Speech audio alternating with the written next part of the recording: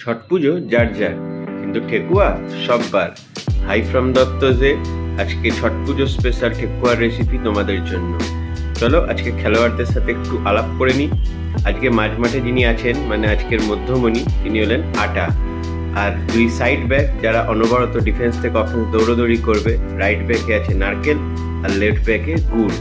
আর ডিফেন্সের শেষ প্রহরী হলো নুন। আর রাইট আউটে আছে ঘি, লেফট আউটে হলো মৌরি। আর আমাদের দুই সেন্টার ফরওয়ার্ড সুজি আর চিনি। চলো তো শুরু হয়ে গেল খেলা।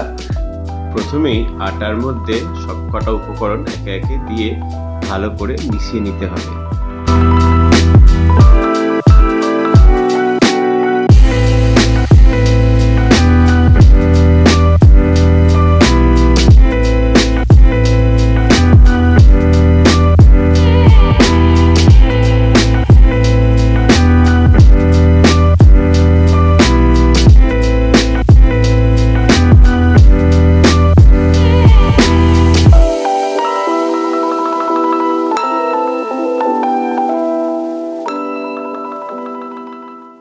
সবকটা উপকরণ মিশিয়ে দেওয়ার পর যেরকমভাবে আটা মাখা হয় সেরকমভাবে এই মিশ্রণটাকে ভালো করে মাখতে হবে।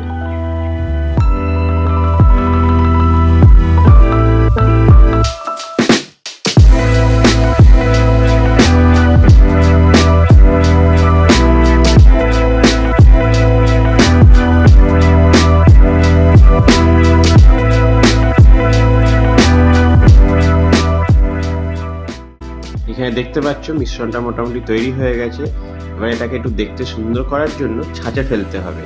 ওই কথায় আছে না, পেহলে দর্শনধারী ফির গুণ বিচারি।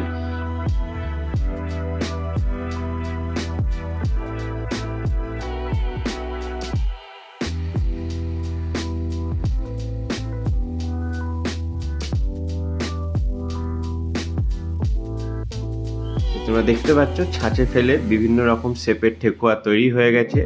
এর পরের কাজ হলো এটাকে ফুটন্ত তেলে ভাজা। তো চলো, এই আমরা তেল গরম হয়ে গেছে, এবার একে একে ঠেকুয়াগুলোকে ছেড়ে দিচ্ছি এই তেলের মধ্যে। এবার যতক্ষণ না ঠেকুয়াটা একটু লাল লাল হয়ে যায় ততক্ষণ একে নাড়াচাড়া করে ভাজতে হবে। এখন ঠেকুয়াটা মোটামুটি লাল হয়ে গেছে। এবার একটু হালকা আঁচে রেখে তারপর ঠেকুয়াগুলোকে তুলে নিতে হবে। ব্যাস রেডি হয়ে গেল আজকের রেসিপি ঠেকুয়া।